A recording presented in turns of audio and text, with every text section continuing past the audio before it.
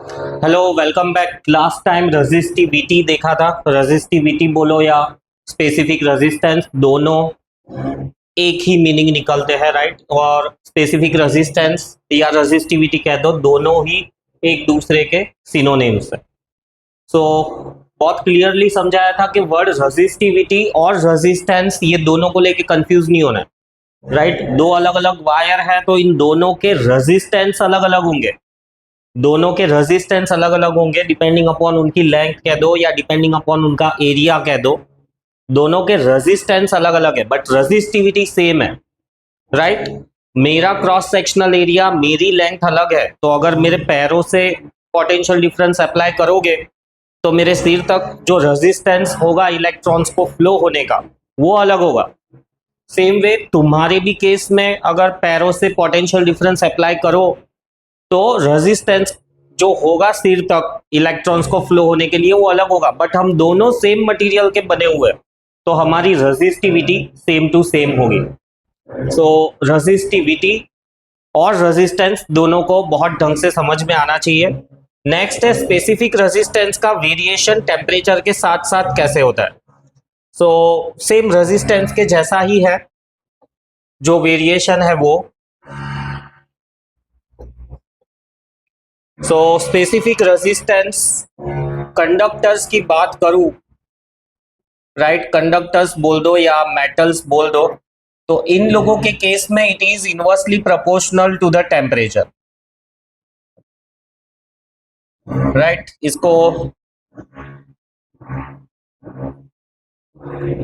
ऐसे लिखो के रेजिस्टिविटी रेजिस्टिविटी ऑफ कंडक्टर्स या metals is inversely proportional to temperature, और फिर रेजिस्टिविटी ऑफ इंसुलेटर्स कह दो या तो फिर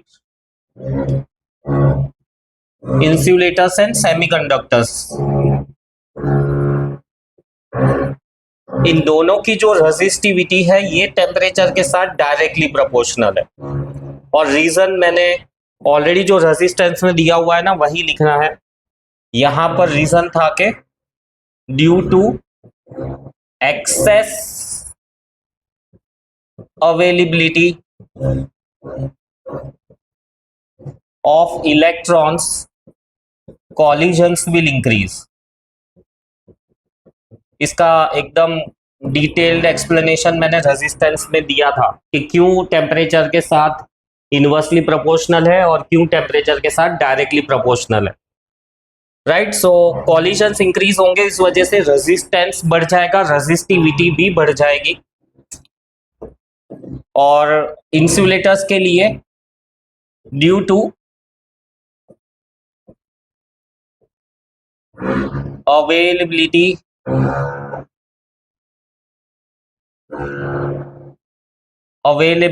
of sufficient electrons, resistivity will increase, इनकी resistivity बढ़ जाएगी, resistivity will decrease।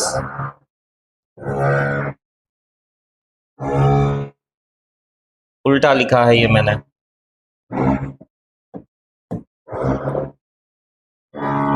ये टेम्परेचर के साथ डायरेक्टली रिलेटेड है और ये टेम्परेचर के साथ इनवर्सली रिलेटेड है। So this is directly proportional to temperature. ज्यादा टेम्परेचर, ज्यादा इलेक्ट्रॉन्स, ज्यादा कॉलिजन्स, अल्टीमेटली रेजिस्टेंस भी ज्यादा, रेजिस्टिविटी भी ज्यादा। रेजिस्टेंस का वेरिएशन टेम्परेचर के साथ और रेजिस्टिविटी का वेरिएशन विद टेम्परेचर के साथ सेम आंसर है, राइट, सेम एक्सप्लेनेशन है। और यहां पर ये inversely proportional to the temperature.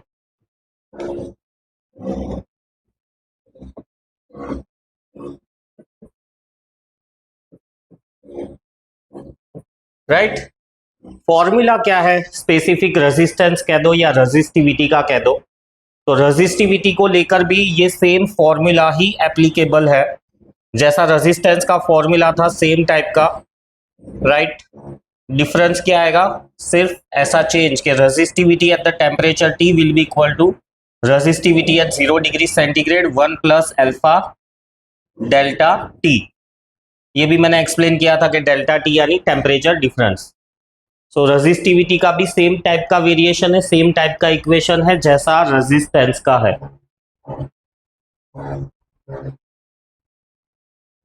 ये रहा सेम टाइप का equation, right.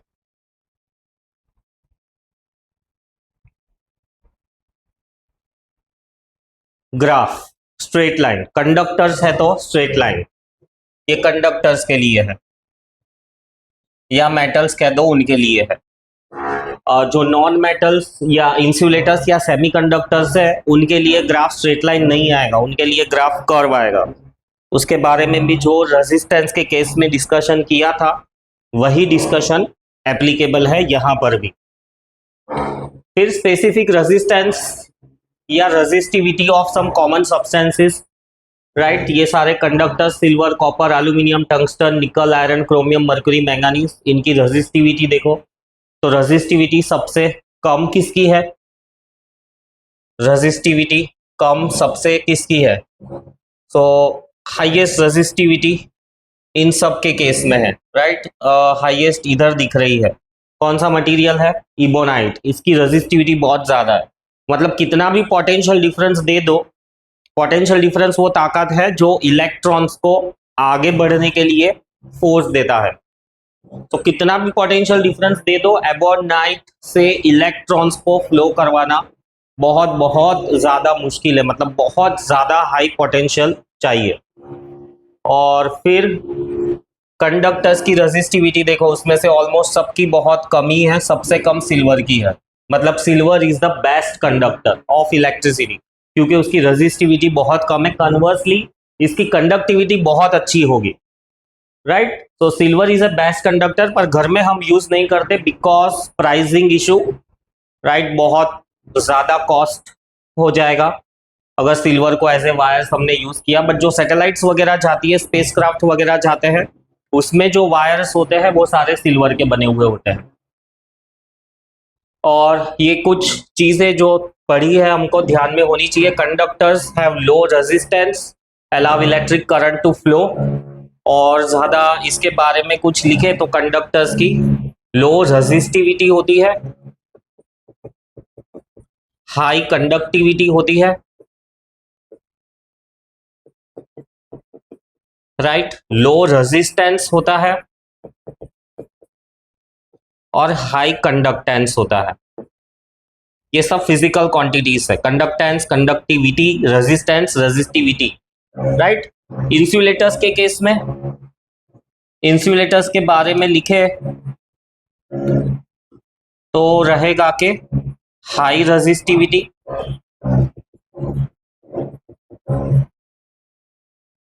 Low conductivity, high resistance and low conductance. मतलब ऑलमोस्ट नेग्लिजिबल कंडक्टेंस भी कह सकते हो।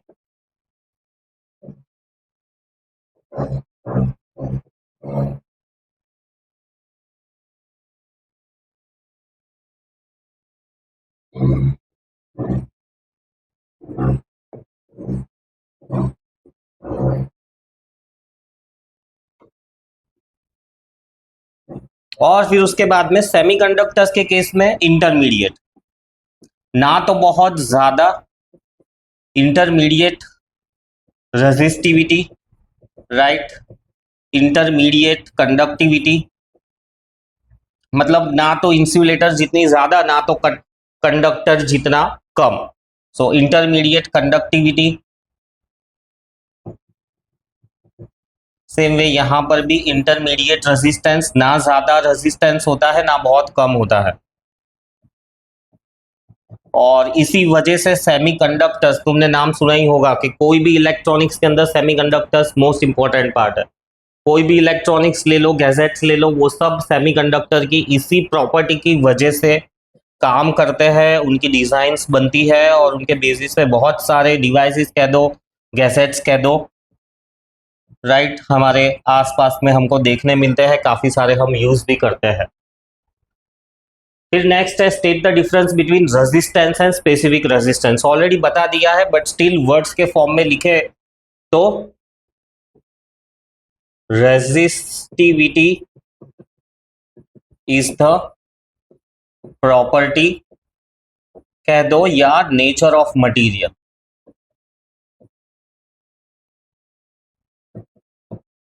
whereas resistance is opposition to flow of electrons by material which may vary, may नहीं vary ही करता है, which varies by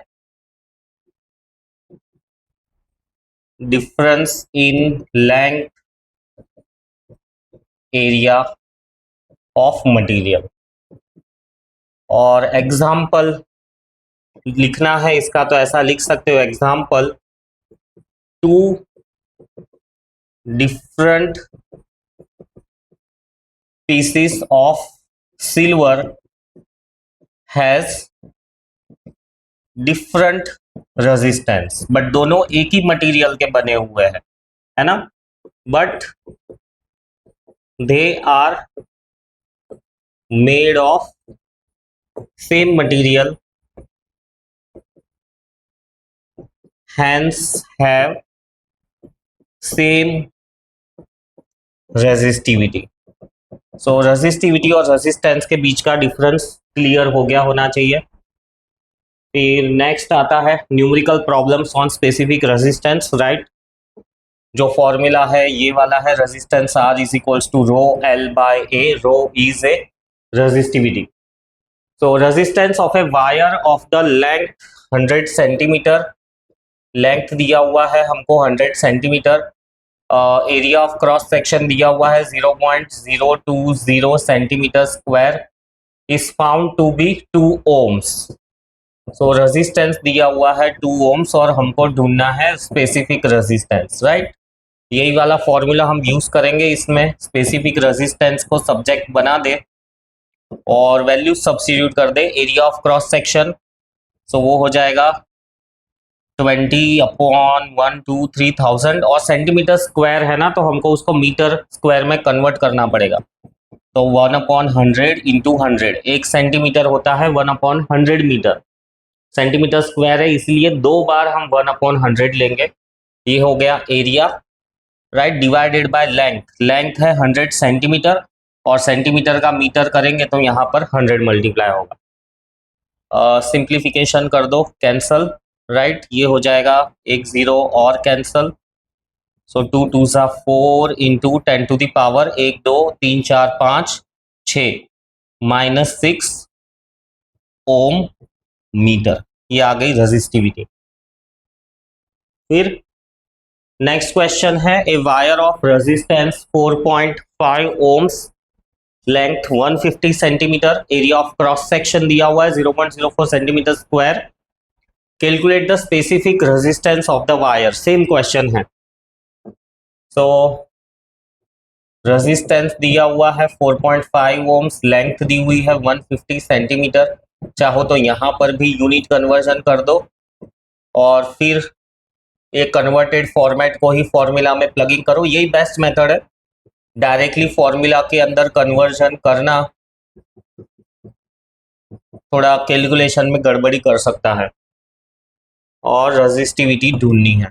so resistivity formula लिखना ही है, फिर जो ढूंढना है उसको सब्जेक्ट बनाना है, राइट। 45/10, एरिया हो गया 4/10 टू द पावर 6 और लेंथ कितनी है 150/100, सो 150/100, 1 2 1 2 0 कैंसल, 3 ज़ा, सो रेजिस्टिविटी मिली मुझे 3 4 ज़ा 12 into 10 to the power -6 ohm metre. वैसे ओम सेंटीमीटर में भी आंसर निकाल सकते हो, no problem, but by default हम ऐसा यूनिट में ही हमारा आंसर रखना पसंद करते हैं। CGS फॉर्मेट में अगर आंसर निकालेंगे हम तो resistance 4.5, area of cross section को कन्वर्ट करने की कोई ज़रूरत नहीं है, सेंटीमीटर स्क्वायर में रहने दो, लेंथ को भी कन्वर्ट करने की कोई ज़रूरत नहीं है, तो ये हो जाएगा 45 अपॉन 150 इंटू 10 इंटू 100 इंटू 4, 10 15 सा 3 सा 3 4 सा 12 into 10 to the power 1 2 3 4 -4 ohm centimetre. ये CGS फॉर्मेट में आंसर आ गया। फिर नेक्स्ट है numerical problem again, wire of length 40 centimetre,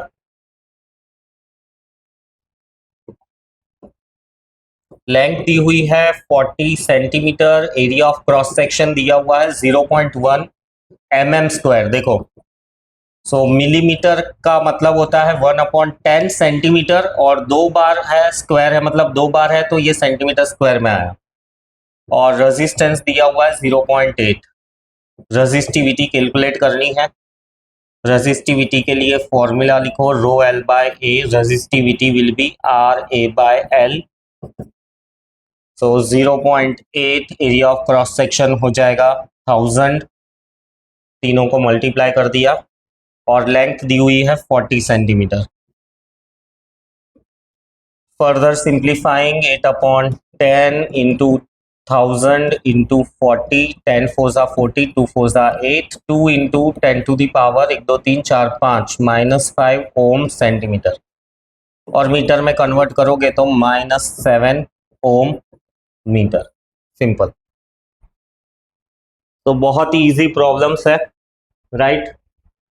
practice problem 4, resistance of conductor 75 centimetre, 3.25 ohm, calculate the length of the similar conductor. अब ये अलग है, इसमें कंपैरिजन वाला जो फॉर्मूला था ना वो यूज करना पड़ेगा। L1 दिया हुआ है 75 सेंटीमीटर और उसका रेजिस्टेंस दिया हुआ है 3.25 ohms. Calculate the length of the similar conductor. Conductor same है बट लेंथ कुछ अलग है, और लेंथ कुछ अलग है तो उसका रेजिस्टेंस भी अलग ही होगा। सो कंपैरिजन वाला फॉर्मूला, हमको ये तो पता ही है कि resistance is directly proportional to length, और इसी में से हम फॉर्मूला बनाते हैं R1 bye R2 is L1 bye L2। So L2 को सब्जेक्ट बना दे तो L1 R2 bye R1, L1 R2 bye L2 को सब्जेक्ट बनाना है ना, L2 ढूंढना है हमको। यस, तो L2 इस तरफ शिफ्ट करेंगे तो R2 bye R1। Values plug in कर दो, 75 सेंटीमीटर, राइट। R2 की वैल्यू 1325 अपॉन 100, और R1 की वैल्यू 325 अपॉन 100। 100 कैंसर, 25 से कट होगा ये। लेट्स ट्राई 13 सा, यस। बार बार एक ही जगह पे कटिंग मत करो, उसको फिर से लिख के फर्दर ट्राई करो कटिंग करने का। कटिंग नहीं भी हो रही है तो डिवाइड करके देख लो। अब यहाँ पर कटिंग नहीं होगी, सो डेसिमल में कुछ आएगा, 13 1 सा 13, 13 1 सा 13। अब ये 13 2 सा 26 हो रहा है तो ऑलमोस्ट हम 2 ले सकते हैं, राइट। 102 आएगा। 13 1 सा 13, कैरी डाउन 2, बट 2 से डिवाइड नहीं होगा तो 0 रख के दूसरा डिजिट भी लेंगे, ऑलमोस्ट 2, तो 306 सेंटीमीटर अप्रॉक्सीमेटली ये आंसर आएगा। मीटर में चाहिए तो 3.06 मीटर। ये बिना कैलकुलेटर के किया है या बिना डिवीजन के किया है, तुम चाहो तो इसको परफेक्टली डिवाइड करके भी आंसर निकाल सकते हो।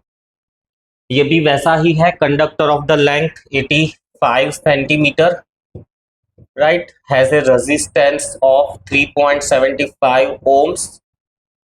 Find the resistance of the similar conductor whose length is 540 centimeter. So again same formula, ये जो रिलेशंस है मेक श्योर के इसको तुम जो तुम्हारा वर्किंग है उसका पार्ट बनाओ। प्रेजेंटेशन जितना अच्छा होगा, राइट, उतना तुम्हें भी सॉल्व करने में मजा आएगा, और जो चेक कर रहा है उसको भी क्लियर कट आइडिया रहेगा कि इसने क्या फॉर्मूला अप्लाई किया है। और कैसे सॉल्व किया है। एक जीरो कैंसिल हो जाएगा, 17 फाइजा, राइट, 7 फाइजा 35, 5 फाइजा 25, 17 थ्रीजा 51 होता है, वो तो 54 आ रहा है।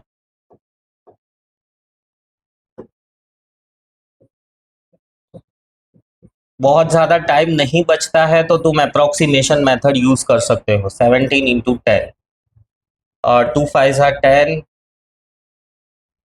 15 फाइजा, ये जाएगा 2 टू ज़ा 4, 27 टाइम्स, राइट। सो 15 इंटू 27, रफ वर्क भी जो सम कर रहे हो उसके आसपास में ही बताओ। 405 डिवाइडेड बाय 17,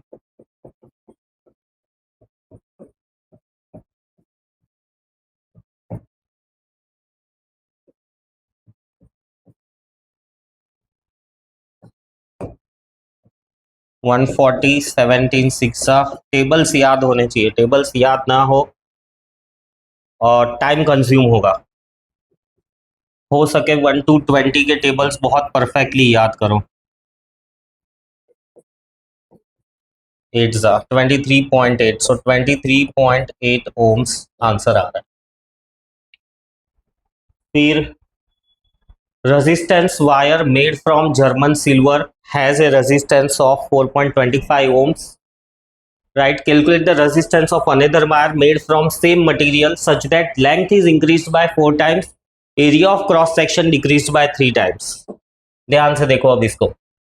तो क्या दिया हुआ है हमको, एक सैंपल है जिसका रेजिस्टेंस 4.25 ओम्स है, दूसरे वायर का रेजिस्टेंस ढूंढना है और कहा है कि जो दूसरा वायर है ना उसकी जो लेंथ है 4 टाइम्स है ओरिजिनल लेंथ। तो ओरिजिनल लेंथ को हम एल एज्यूम कर लेते हैं और दूसरे वायर का एरिया ऑफ क्रॉस सेक्शन जो है ना डिक्रीज्ड बाय 3 टाइम्स। सो पहले वाले वायर का एरिया ए होगा, तब दूसरे वाले वायर का area decreased by 3 times, right. So resistance is equals to rho L by A, ये वाला फॉर्मूला यूज करेंगे। So R1 is equals to rho L1 by A1, rho L by A मिला मुझे ये, और R1 की value मुझे पता है 4.25, राइट। अब R2 कैलकुलेट करूं तो रो L2 की वैल्यू है 4L और A2 की वैल्यू है A बाय 3, से हो जाएगा 12 रो L बाय A, और रो एल बाय ए की वैल्यू तो मुझे ऑलरेडी पता है 4.25, सो 12 multiplied by 4.25, so 425 multiplied by 12, 51, R2 will be 51.00 ohms, ये R2 की वैल्यू आई।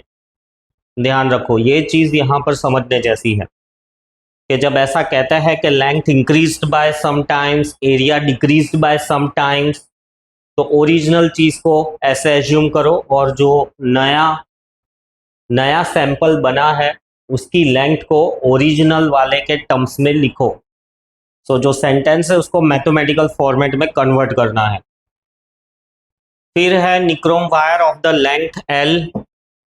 तो लेट्स से हमको L1 दिया हुआ है, L क्रॉस सेक्शनल एरिया दिया हुआ है A by 4, has resistance R।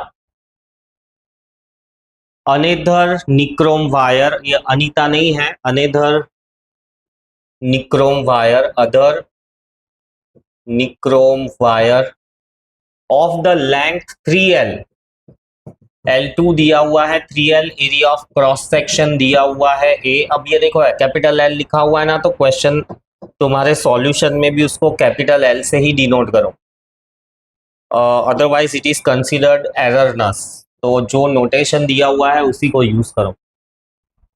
And area of cross section A/2। सो इसका जो एरिया ऑफ क्रॉस सेक्शन है A/2 है।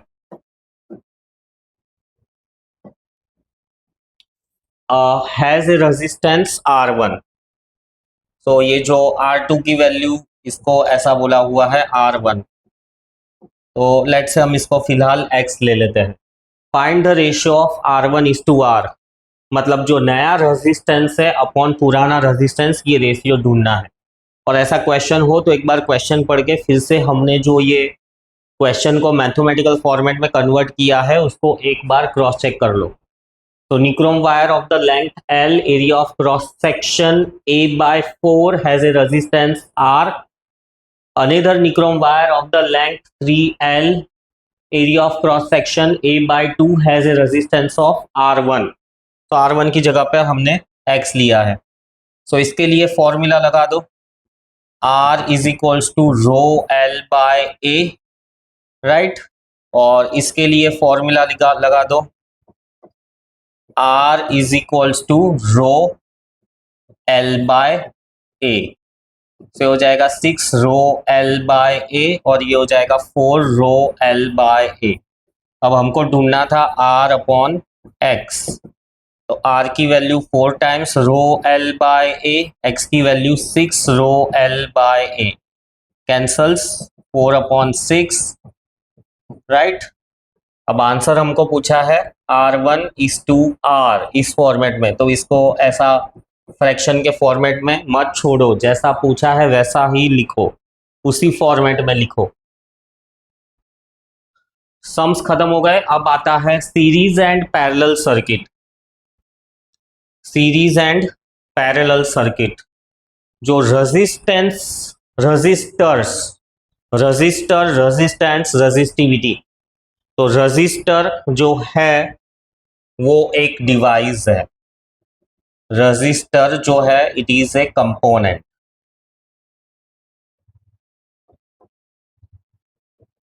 इट इज ए कंपोनेंट, एक पार्ट होता है इलेक्ट्रॉनिक्स सिस्टम का। रेजिस्टेंस जो है, right, it is a physical quantity जो रजिस्टर से रिलेटेड है। Resistivity is also a physical quantity जो कि मटेरियल से रिलेटेड है, ये सैंपल से रिलेटेड है। हर सैंपल का अलग अलग रेजिस्टेंस हो सकता है, बट मटेरियल एक ही है तो उसकी रेजिस्टिविटी तो सेम ही रहेगी। सो खास करके अब रजिस्टर के बारे में डिस्कशन। अब हम जो भी डिवाइस हमारे आसपास में देखते हैं, फैन कह दो, लाइट कह दो, एलसीडी कह दो, राइट, चार्जर कह दो, कोई भी डिवाइस कह दो, washing machine, right, microwave oven कह दो, रेफ्रिजरेटर कह दो, कुछ भी कह दो, उन सबको हम कॉमनली रजिस्टर कहते हैं। क्यों? क्योंकि जो इलेक्ट्रिसिटी आती है, इलेक्ट्रॉन्स आते हैं, तो ये जो डिवाइसेस है कुछ अपोजिशन प्रोड्यूस करते हैं, रेजिस्टेंस होता है उनके अंदर, जिस वजह से इलेक्ट्रॉन्स अपनी एनर्जी खो बैठते हैं और उसी एनर्जी से वो डिवाइस काम करता है। सो जो भी ये डिवाइसेस हमारे आसपास में हम देखते हैं उनको हम कॉमनली कहते हैं रजिस्टर्स। फिर नेक्स्ट ये सवाल आता है कि ये इनको हम अगर रजिस्टर्स कहते हैं तो इन सब का कनेक्शन कैसे होता है। घर के अंदर हम देखते हैं फैन है, लाइट है, वायर्स जा रहे हैं, इलेक्ट्रिशियन आता है, वो वायर्स को इधर उधर देख के कुछ प्रॉब्लम है सॉल्व कर देता है। तो ये कनेक्शंस कैसे होते हैं? सो कनेक्शंस के दो ही टाइप है और फिर उन दोनों टाइप के और भी फर्दर कॉम्प्लेक्स कनेक्शंस बनते हैं। बेसिकली दो ही टाइप है, फंडामेंटली दो ही टाइप है। उसके जो फर्दर कॉम्प्लेक्स कनेक्शंस है वो 12th स्टैंडर्ड में आएंगे, बट अभी हम उसके जो सिंपल कनेक्शंस है वो देखेंगे। सो कौन से दो टाइप है? सीरीज कनेक्शन है और पैरेलल कनेक्शन। जो भी डिवाइसेस है वो या तो सीरीज फॉर्मेट में कनेक्टेड होंगे या तो पैरेलल फॉर्मेट में कनेक्टेड होंगे।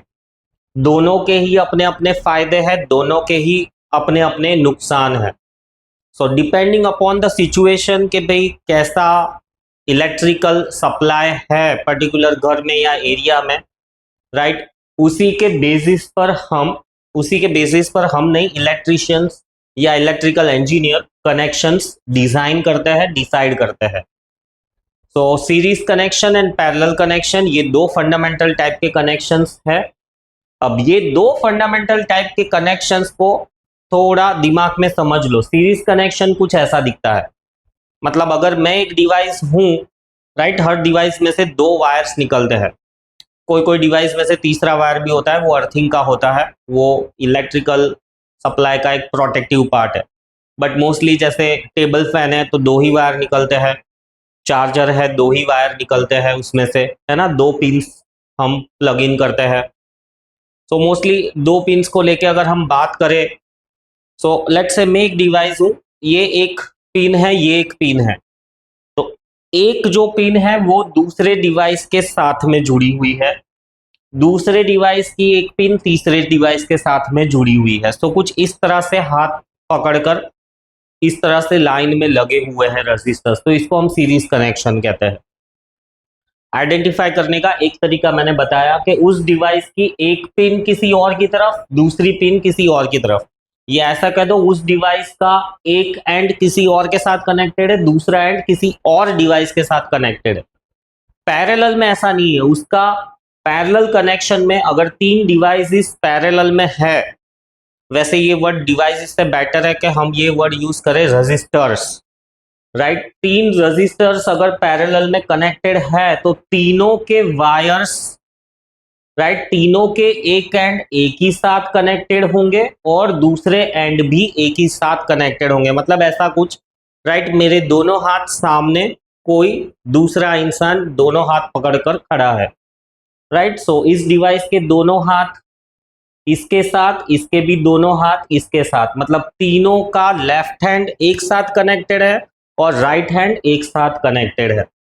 सो series and parallel connection identify करने का मैंने एक तरीका बताया, और भी तरीके हैं, राइट। बैटरीज में भी देखो ये सीरीज कनेक्शन है, बैटरी का एक टर्मिनल किसी और के साथ, दूसरा टर्मिनल किसी और के साथ। सेल्स हम यूज करते हैं, रिमोट कंट्रोल्स में इंसर्ट करते हैं, राइट। जनरली रिमोट कंट्रोल में हम ऐसे इंसर्ट करते हैं, कोई कोई रिमोट कंट्रोल में एक सेल जाता है फिर दूसरा सेल जाता है। कंप्यूटर का जो कीबोर्ड होता है ना, उसमें एक सेल डालते हैं फिर उसके पीछे दूसरा सेल डालते हैं, ये सीरीज कनेक्शन हो गया। अगर ऐसे आस पास में कनेक्टेड है ना तो पैरेलल कनेक्शन हो गया, राइट। क्यों का भी जवाब है, बट इलेक्ट्रिसिटी एक बहुत बड़ा टॉपिक है, हर क्यों का जवाब तुम अभी 9th में 10th में तो नहीं समझ पाओगे, 12th तक जाना पड़ेगा। तो जो जो चीजें सामने आ रही है उनको समझो और दिमाग में रखो, छोटी छोटी चीजें मिलके फिर एक बिगर पिक्चर, क्लियर पिक्चर तुम्हें समझ में आएगा। सो सीरीज एंड पैरेलल कनेक्शन के बारे में मैंने बताया, थोड़ा और डिटेल में जाते हैं सीरीज और पैरेलल कनेक्शन में। सीरीज और पैरेलल कनेक्शन के कैरेक्टरिस्टिक्स, राइट। सो कैरेक्टरिस्टिक्स भी वही चीज है जो हमको सीरीज और पैरेलल आइडेंटिफाई करने में हेल्प करेगा। सो ये सीरीज और पैरेलल का एग्जैक्ट टेक्निकल ड्राइंग के रजिस्टर के थ्रू बताया हुआ है, ये थोड़ा बच्चों वाला हो जाता है, बल्ब ड्रॉ करके बताए हुए हैं। इन्हीं चीजों को हम रजिस्टर, जिसका सिंबल ऐसा जिगजैग साइन है, उससे रिप्रेजेंट करते हैं। सो इसके कैरेक्टरिस्टिक्स क्या क्या है, कैसे आइडेंटिफाई करेंगे सीरीज है पैरेलल है, सीरीज में है तो क्या खासियत है, पैरेलल में है तो क्या खासियत है। सो लेट्स सी।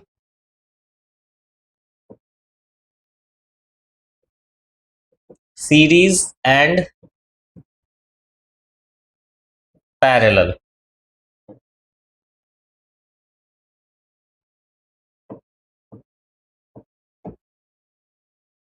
सो पहला पॉइंट सीरीज के अंदर क्या लिखेंगे हम, कि जो खास बात है, मेन इंपॉर्टेंट पॉइंट वो ये है कि current is same across all resistors, और यहां पर ऐसा है कि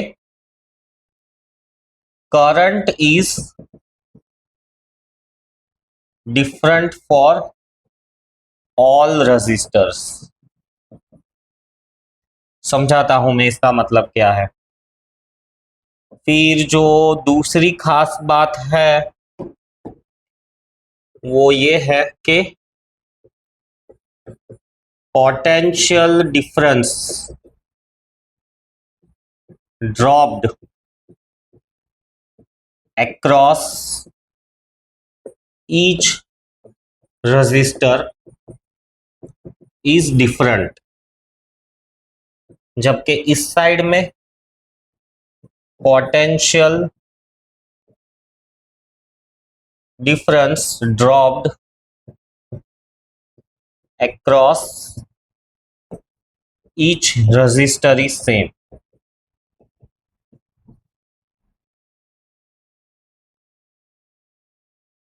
इन दो पॉइंट्स को समझते हैं।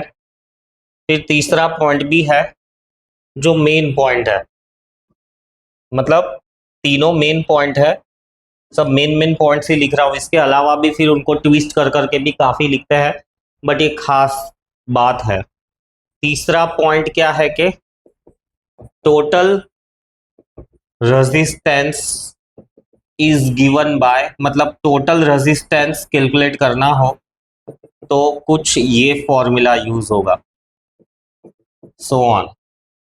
और यहां पर total resistance is given by, यहां पर ये फॉर्मूला यूज होगा ऐसा। ये फॉर्मूला को भी डिटेल में देखेंगे, आगे है डिस्कशन, सो ऑन। फिर एक और पॉइंट है कि total resistance is more than the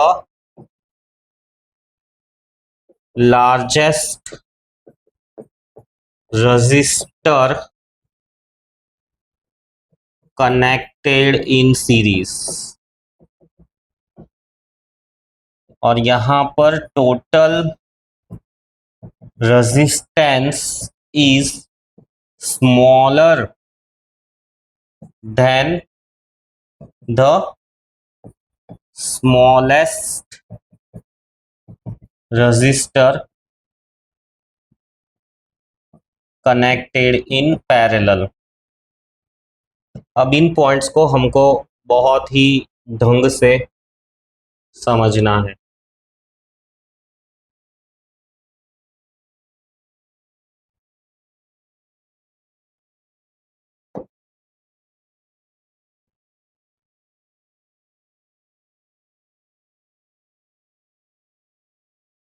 इसका एक एग्जाम्पल भी लिखना है, इसीलिए मैंने इसको मिनिमाइज कर दिया।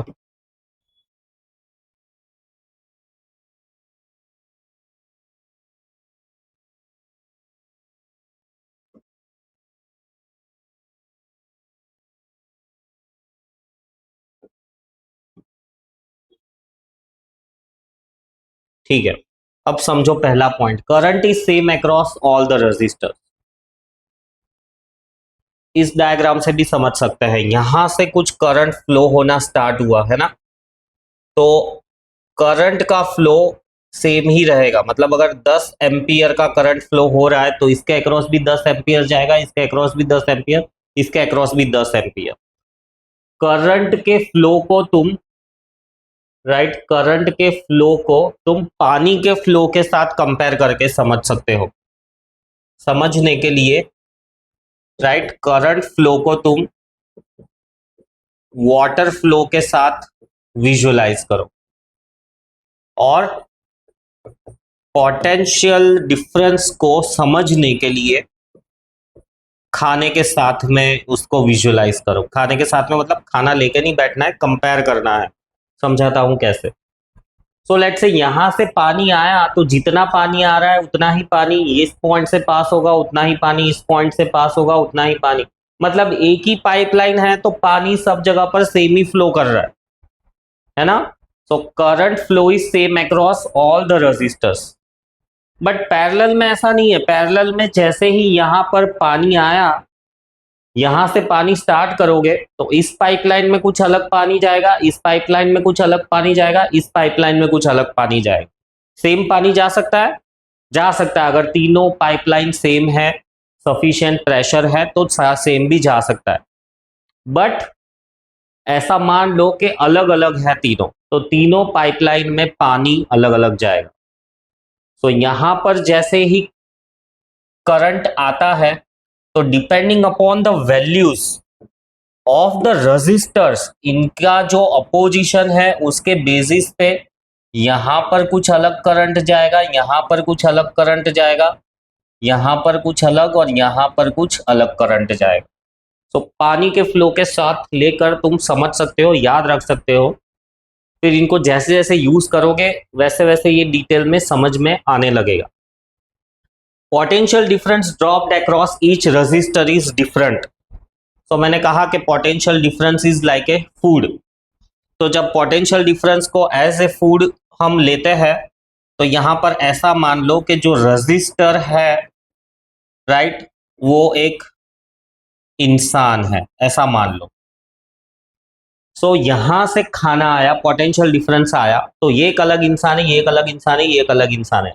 अभी जो हम समझ रहे हैं उसमें ये तीनों को अलग अलग ही लो, सेम नहीं लो। फिर सेम में क्या होता है वो एक स्पेशल केस बन जाता है, बट अभी अलग अलग लो।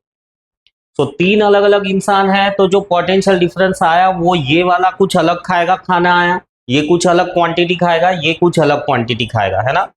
और यहां पर ये पैरेलल जो कॉम्बिनेशन है ना, इसको राउंड टेबल की तरह गिन लो कि राउंड टेबल के बीच में खाना पड़ा हुआ है, तो सब एक दूसरे को ऑब्जर्व कर रहे हैं, सब अपने अपने हिसाब से लेकर सामने जो खाना पड़ा हुआ है उस हिसाब से खाएंगे कि भाई खत्म हो रहा है तो ऐसा नहीं कि भाई खुद खा लो। थोड़ा नजरों की शर्म की वजह से थोड़ा संभल कर कि भाई दूसरों के भी हिस्से में आए, उस हिसाब से। So potential difference dropped across each resistor is different. हर कोई अलग अलग खाना खाएगा। और पोटेंशियल डिफरेंस जो पैरेलल कॉम्बिनेशन होता है इसमें सबको सेम खाना मिलेगा, क्योंकि वो राउंड टेबल पे बैठे हुए। टोटल कैलकुलेशन करना है इनका, तो ये फॉर्मूला यूज करना है। टोटल कैलकुलेट करना है कि भाई R1 की कुछ वैल्यू दी हुई है ओम्स में, R2 की, R3 की, R4 की, तो टोटल कितना होगा, तो इससे हम कैलकुलेट करेंगे। फिर फोर्थ वाले पॉइंट को समझने के लिए हम एग्जांपल ले लेते हैं कि लेट से हमको ऐसा दिया हुआ है कि R1 की वैल्यू है 2 ओम्स, R2 की वैल्यू है 4 ओम्स, R3 की वैल्यू है 6 ओम्स। तो अगर मैं सीरीज के लिए कैलकुलेशन करूं, तो total resistance R1 plus R2 plus R3 जो कि मिलेगा मुझे 6 प्लस 4 प्लस 2, जो कि मिला मुझे 12 ओम्स। कंक्लूजन क्या मिलता है कि R is greater than the greatest resistor connected in the series. Total resistance is more than the highest या तो लार्जेस्ट रेजिस्टर। लार्जेस्ट रेजिस्टर कौन सा था सीरीज में? 6 वाला। बट उससे भी ज्यादा मिला मुझे जब मैंने टोटल किया। और सेम चीज को अगर पैरेलल के लिए करोगे, फॉर पैरेलल, राइट, तो 1/r will be equal to 1/2 plus 1/4 plus 1/6। 12 will be the LCM. So 6 3 2। So ज्यादा स्टेप्स नहीं लिख रहा मैं, इसके डायरेक्टली लिख देता हूं, स्पेस कम है। 12/11। सो 12/11 इसको कैंसल आउट करोगे तो 1.09 ओम्स। तो देखो ये इसका मतलब क्या हुआ कि जो स्मॉलेस्ट रजिस्टर था, इंप्लाइज दैट जो स्मॉलेस्ट रजिस्टर था, कौन सा था स्मॉलेस्ट रजिस्टर? R1, उससे भी छोटा मिला टोटल रेजिस्टेंस। कहने का मतलब क्या है कि पैरेलल कनेक्शन में रेजिस्टेंस अपोजिशन मिनिमाइज होता है, सीरीज कनेक्शन में रेजिस्टेंस बढ़ता है ना। तो ये सब कुछ पॉइंट्स है जिसके बेसिस पे ये जो कनेक्शंस है डिसाइड होते हैं। किसी किसी को करंट सेम चाहिए होता है, किसी किसी को पोटेंशियल सेम चाहिए होता है, कभी कभी रेजिस्टेंस हमको ज़्यादा चाहिए होता है, कभी कभी हमको रेजिस्टेंस कम चाहिए होता है। इलेक्ट्रिसिटी के फ्लो को रेजिस्टेंस कम चाहिए होता है, ज़्यादा चाहिए होता है। सो उन क्राइटेरियाज के बेसिस पे हम सीरीज और पैरेलल कनेक्शन डिसाइड करते हैं। सो सीरीज और पैरेलल कनेक्शन के बारे में है, राइट। फिर इसके आगे जो टॉपिक है ओम्स लॉ, वो हम नेक्स्ट लेक्चर में डिस्कस करेंगे। तब तक के लिए सी यू, बाय बाय।